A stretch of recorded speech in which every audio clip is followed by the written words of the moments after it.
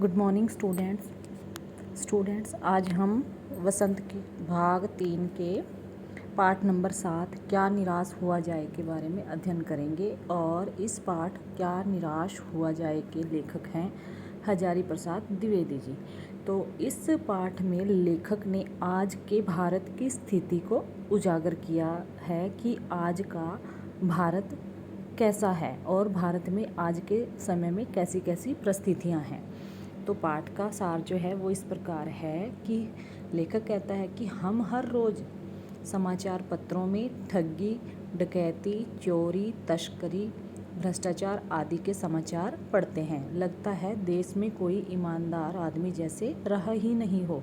परंतु लेखक का मत है कि इससे निराश होने की आवश्यकता नहीं है, क्योंकि भारत महान था, महान है और महान रहेगा। तो लेखक कहता है कि एक बड़े आदमी ने, लेखक अपने बारे में कहता है कि एक बड़े आदमी ने लेखक से कहा कि देश में फैली बुराइयों का सबसे बड़ा कारण यह है कि यहाँ जो खून पसीना एक करके काम करता है वह भूखा मरता है, परंतु धोखे से काम करने वाला और कुछ काम ना करने वाला आराम से, खुशी से, मौज मस्ती से रहता है।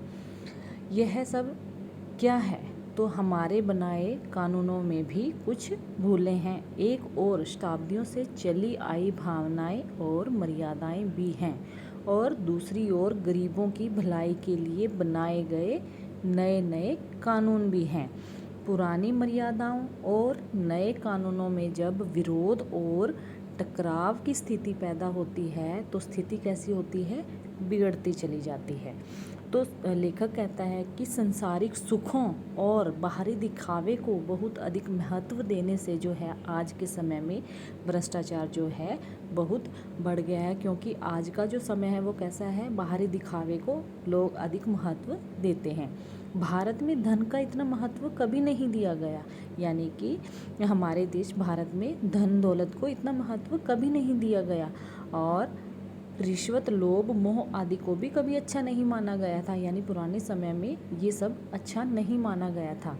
तो यहाँ करोड़ों पिछड़े हुए और कंगाल लोगों की दशा सुधारने के लिए जो प्रयत्न कृषि, दस्तकारी और उद्योगों को बढ़ावा देने के लिए किए जा रहे हैं, उनसे वास्तविक उद्देश्य पूर्ण नहीं हो रहा है। तो लेखक का जो तात्पर्य है कहने का वो यह है कि जो भी सुविधाएं जो यहाँ पर बनाई जा रही हैं, दी जा रही हैं, उनसे मतलब पूरा फ़ायदा नहीं लिया जा रहा, उससे उद्देश्य पूर्ण नहीं हो रहा है। तो लेखक कहता है कि जितने भी कानून बनाए जाते हैं उतने ही उनके छिद्र ढूंढकर उनसे बचने के, यानी उनसे जितने कानून बनाए गए हैं उतना उन कानूनों से बचने के लिए और उपाय सोच लिए जाते हैं। तो लेखक का मत है कि इसका क्या उपाय होना चाहिए? तो उपाय क्या होने चाहिए? लेखक कहता है कि केवल कानून बनाने और उसका डर दिखाकर भ्रष्टाचार कभी भी समाप्त नहीं हो सकता। भारत की परंपरा के अनुसार लेखक का मानना है कि सदियों से भारत की जो मान्यताएं चली आई हैं उनमें एक मान्यता क्या है? धर्म पर, धर्म के नाम पर लोग जो हैं वो ज़्यादा अड़िग रहते हैं। तो भारत की परंपरा के अनुसार कानून से धर्म को अधिक मान या महत्व दिया जाना चाहिए। लोग कानूनों से उतना नहीं डरते जितना धर्म से डरते हैं। तो दूसरा उपाय जो क्या है वो है ईमानदारी, दया, सहानुभूति, सत्य, सेवा और भक्ति को अधिक महत्व दिया जाना चाहिए, यानी कि कानूनों का डर ना दिखाकर ये जो मॉरल वैल्यू है इनको इम्पोर्टेंस देनी चाहिए। तो समाचार पत्रों में जो भ्रष्टाचार के समाचार छपते हैं उनसे पता चलता है कि लोग तस्करी, रिश्वत, लूटमार आदि से दुखी हैं और परेशान हैं। और लेखक का यह भी कहना है कि बुरे कामों व अनुचित तरीकों का भंडाफोड़ करना अच्छी बात नहीं है, यानी कि दूसरे लोगों द्वारा किए जाने वाले बुरे कर्मों का या जो वो तरीके अपनाते हैं उनका भंडाफोड़ करना अच्छी बात नहीं है। पर लोगों को क्या हुआ है आज के टाइम में, आज के समय में, कि लोग इन बुरी बातों को पढ़ने में आनंद लेते हैं। यह और भी बुरी बात है।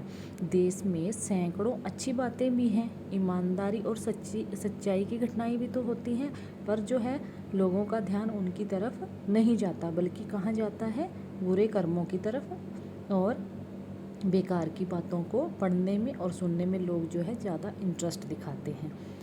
तो गद्यांश जो है वो इस प्रकार है इस पाठ का, कि लेखक कहता है, मेरा मन कभी कभी बैठ जाता है, समाचार पत्रों में ठगी, डकैती, चोरी, तस्करी और भ्रष्टाचार के समाचार भरे रहते हैं।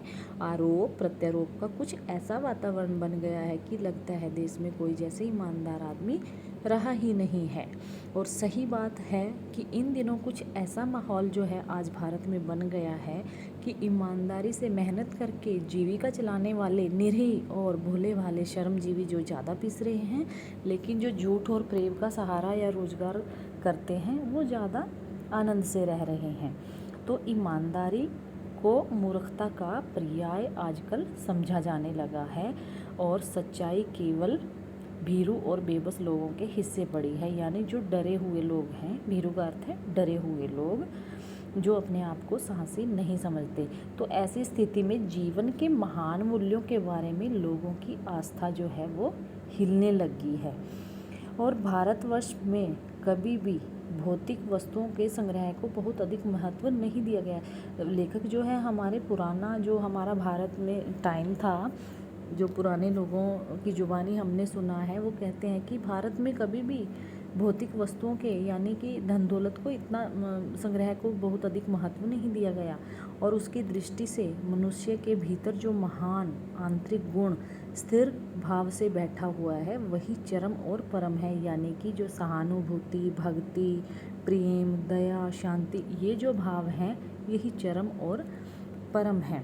तो लोभ, मोह, काम, क्रोध आदि विचार जो हैं मनुष्य में स्वाभाविक रूप से विद्यमान रहते हैं, पर उन्हें प्रधान शक्ति मान लेना और अपने मन तथा बुद्धि को उन्हीं के इशारों पर छोड़ देना बहुत बुरा आचरण है। यानी कि हमारी जो मनुष्य की जो स्वाभाविक प्रवृत्ति है उसमें लोभ, मोह, काम, क्रोध ये सब होते हैं, पर हमें इनको प्रधान शक्ति नहीं मानना चाहिए और अपने मन को इनके अधीन नहीं छोड़ना चाहिए, इनके अधीन नहीं होना चाहिए।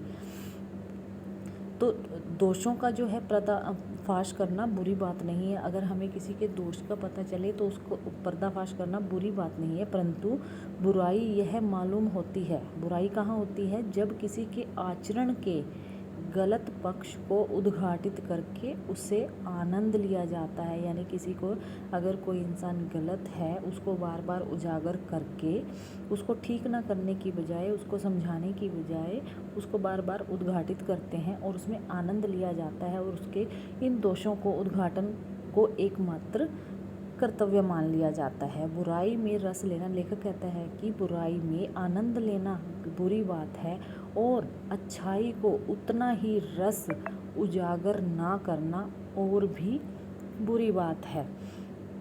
तो लेखक कहते हैं कि एक बार का उन्होंने किस्सा इस पाठ में बताया है कि लेखक और उसका परिवार कहीं जा रहे थे, तो वो उस घटना का यहाँ पर जिक्र करते हैं कि सफ़र के दौरान लेखक कहते हैं कि मैं भी बहुत भयभीत था, पर ड्राइवर को किसी तरह मार पीट से बचाया। 1.5-2 घंटे बीत गए। मेरे बच्चे भोजन और पानी के लिए व्याकुल थे। मेरी और पत्नी की हालत बुरी थी। लोगों ने ड्राइवर को मारा तो नहीं, पर उसे बस से उतारकर एक जगह घेर कर रखा। कोई भी दुर्घटना होती है तो सबसे पहले ड्राइवर को समाप्त कर देना उन्हें उचित जान पड़ा। तो मेरे गिड़गिड़ाने का जो है कोई ख़ास असर जो है लोगों पर नहीं पड़ा। और इसी समय मैं क्या देखता हूँ कि एक खाली बस सामने से चली आ रही है और उस पर हमारा बस कंडक्टर भी बैठा हुआ है। तो लेखक कहता है कि मैं धोखा खाया गया हूँ, मैं ठगा सा महसूस कर रहा हूँ, परंतु बहुत कम स्थलों पर विश्वासघात नाम की चीज़ें मिलती हैं। ऐसा नहीं है कि हमें हर कदम पर जो है धोखा मिलता है, ऐसा नहीं है। केवल उन्हीं बातों का हिसाब रखो कि जिनमें धोखा खाया है तो जीवन कष्टकर हो जाएगा, परंतु ऐसी घटनाएं भी बहुत कम नहीं हैं जब लोगों ने अकारण बिना किसी स्वार्थ के सहायता की है। तो लेखक कहता है कि हमें मतलब आशावादी बनना चाहिए, हर समय उन्हीं बातों को याद नहीं रखना चाहिए जिनसे हमें दुख हुआ हो। हाँ, कुछ घटनाओं को हम याद रख सकते हैं। तो लेखक कहता है कि हम अपने निराश मन को ढांढस, यानी हमें अपने निराश मन को जो है हौसला देना चाहिए और हिम्मत बंधानी चाहिए। तो लेखक जो है इस पाठ में आज के समाज में व्याप्त बुराइयों को जो है उजागर करते हैं और कहते हैं कि हर व्यक्ति जो है आज के समय में एक दूसरे पर जो है दोषारोपण करता है, एक दूसरे को दोषी सिद्ध करने में लगा हुआ है। ईमानदार व्यक्ति उपेक्षा का शिकार हो रहा है। वर्तमान नियम कानून पूर्व परीक्षित आदर्शों से टकरा रहे हैं और जो आदर्श हैं, जो असली आदर्श हैं जो भारतवर्ष के, उनको भुला दिया गया है। तो बच्चों, इस पाठ में बहुत सी हमें नए नए शब्दों के बारे में जानकारी मिलेगी। आज के जो समाचार पत्रों में किस तरह का मतलब कैसे समाचार छपते हैं, कैसी बातें होती हैं, ये सब हम जान लेते हैं। तो आगे और हम ऑनलाइन क्लास में डिस्कस करेंगे। Thank you, have a nice day.